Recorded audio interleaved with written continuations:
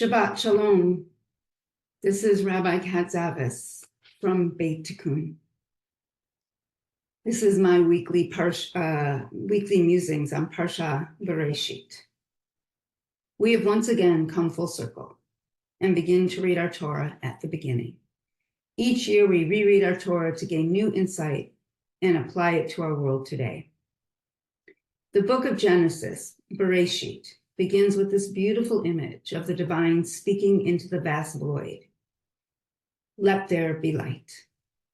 And the world begins to unfold through speech. God continues to speak and calls to the universe to separate the waters. And as the waters separate, the sky is formed. And then God continues, let the water below be gathered into one area, so there will be dry land. And then God says, let the earth sprout vegetation, seed-bearing plants, fruits of every kind on earth that bear fruit with seed in it. The earth brought forth vegetation, seed-bearing plants of every kind, and trees of every kind bearing fruit with the seed in it. Then God says, let the waters bring forth swarms of living creatures in the seas and birds in the sky, and let the earth bring forth wild beasts of every kind, cattle, and all kinds of creepy things on the earth. And so it was.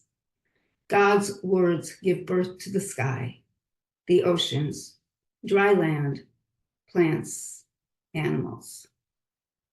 Just as in Exodus, where God does not wave God's magic wand and freeze the Hebrews, instead calling on Moses and others to participate in their own liberation, so too here with the natural elements of the universe.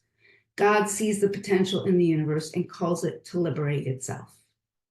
Nachum Ward-Lev, in his book, The Liberating Path of the Prophets, explains that this is a co-created, not a domination over process. The universe is liberating itself through God's call to action. God calls out, let there be light, and in response, as well as let the earth bring forth animals, etc. And in response, these entities in the universe respond and start creating, expanding, and liberating themselves from their constricted location into the fullness and manifestation of their greatness. Genesis continues with the creation of humankind. In Genesis 1:27, God says, let us create humankind in our image. God created humankind in the divine image, creating it in the image of God, creating them male and female. In other words, we have God consciousness within us. Genesis 2:7 then elaborates instead, says, Yud-He Vav-He Elohim formed the person, the human, dust from the earth, and breathed into its nostrils the breath of life, and the person became a living soul. Onkelos, an Aramaic translator of Torah in the 1st or 2nd century of the Common Era, writes that God, blowing into Adam, gave Adam the spirit to speak. In other words, the possibility of speech was planted within humans. Rashi argues that the term, the person became a living soul, means that human beings were given understanding. And Rambam takes this one step further and states that the reason it says God breathed into the human is to make it clear that humans did not merely come from the earth like animals, but also from divine source. And from that divine source comes discernment, knowledge, and understanding. We have divine consciousness within us, and this consciousness empowers us with discernment, knowledge, understanding, and the power of speech. The seed of prophetic consciousness is implanted within us. This Torah portion, or Parsha, lays the foundation and seeds of the unfolding of the possibilities of possibilities in both human existence and consciousness, and also in the consciousness of the universe.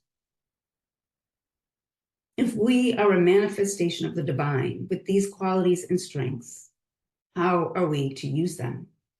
Rabbi Aaron Samuel Tamaris taught that the story of Exodus was not simply a story from the past, or even an opportunity to sermonize, but rather a continuing paradigm for nonviolent self-defense. Religious values and teachings for him are infused with political meaning and have actual power and political application. Religiosity, Abraham Joshua Heschel taught, was not only a private affair, but a public act. The psalmist in Psalm 85:11, states that there will be a day when loving kindness and truth meet, justice and peace kiss. Truth, justice, and peace are necessary interdependent building blocks for the foundation and survival of the world. Zechariah teaches, speak truth, create peace, and render true and honest judgments in your gates.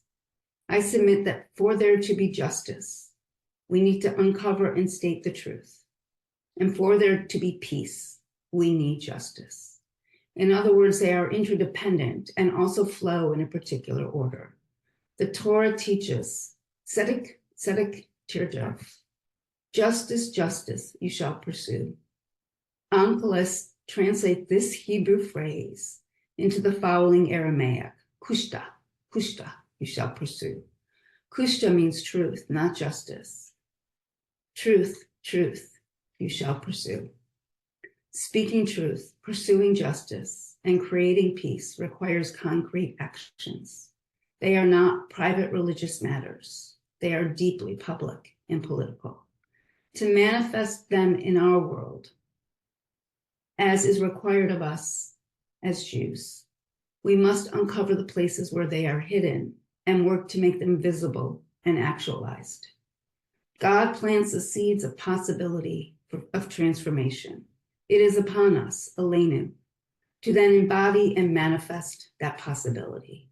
May we be both the seeds and the ones that plant the seeds for future generations, for the possibility of liberation to manifest and grow. May we recognize that our liberation is bound up with the liberation of all human beings, including our Palestinian siblings.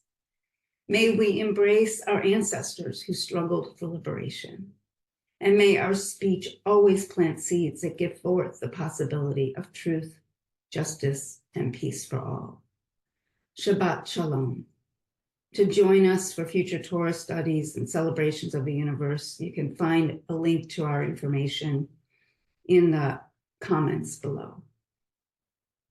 Wishing you a restful and meaningful Shabbat.